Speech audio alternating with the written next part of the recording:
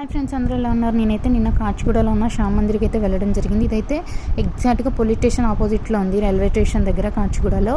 ఎంత అద్భుతంగా ఉందంటే టెంపుల్ అయితే అసలు రెండు కళ్ళు సరిపోలేదు, అంత అద్భుతంగా ఉంది. ఇలా లోపలికి ఎంట్రీ అవ్వగానే ఒకసారి చూసేయండి, ఆ డిజైనింగ్ కానీ అదంతా కూడా ఎంత బాగా డిజైన్ చేశారంటే అసలు అది టెంపుల్ కంటే ఇంకా అసలు చెప్పాల్సిన అవసరం లేదు, అంత అద్భుతంగా ఉంది. ఇలా లోపలికి ఎంటర్ అవ్వగానే అంత పెద్ద హనుమాన్ విగ్రహం అయితే ఉంది ఇక్కడ. ఇంకా మేమైతే లోపలికి అయితే వెళ్తున్నాము. ఫస్ట్ టైం అండి ఈ టెంపుల్కి వెళ్ళడం. ఎంత బాగుందంటే అసలు చాలా ప్రశాంతంగా, పీస్ఫుల్గా చాలా బాగా అనిపించింది. ఇంకా మేమైతే లోపలికి అయితే వెళ్ళిపోయాము.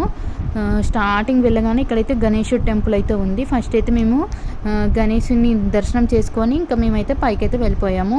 ఇక్కడ ఇది ఒక్క శ్యామ్ మందిరే కాదండి, లోపలైతే అన్ని రకాల టెంపుల్స్ అయితే ఉన్నాయన్నమాట. అంటే శివుడు, హనుమంతుడు, అన్ని టెంపుల్స్ అయితే ఉన్నాయి, దుర్గామాత, అలా మొత్తం గణేశుడు, ఇలా మొత్తం టెంపుల్స్ అయితే ఉండడం, ఒక్క దగ్గరే ఉండడం అనేది చాలా అద్భుతంగా ఉంది.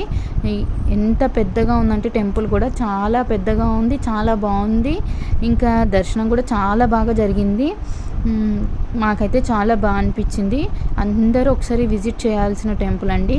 ఎంత బాగుందంటే చాలా బాగుంది. ఇది రాజస్థాన్ వాళ్ళకి సంబంధించిన టెంపుల్ అంట. వాళ్ళే ఇదంతా అలా డిజైన్ అదంతా కూడా వాళ్ళే అలా చేయించారంట. చాలా బాగుంది. ఇంకా కృష్ణుడు అయితే పాలరథంతో ఎంత అద్భుతంగా ఉన్నారంటే అసలు అది చూస్తుంటే రెండు కళ్ళు సరిపోలేదు, అంత అద్భుతంగా ఉన్నాయి.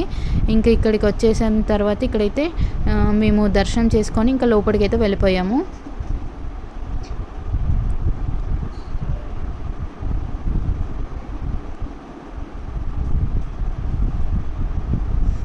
ఇంకా ఇక్కడైతే ఆ విగ్రహం అయితే చూస్తున్నారు కదా, తనైతే శ్యామ్ ప్రభువు గారు అండి. ఈయన రాజస్థాన్ వల్ల ఆరాధ్య దైవం అంట.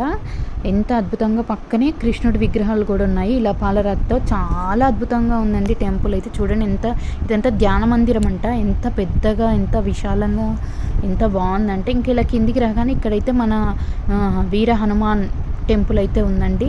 ఇంకా అప్పుడే హారతి కూడా అవుతుంది. చాలా అద్భుతంగా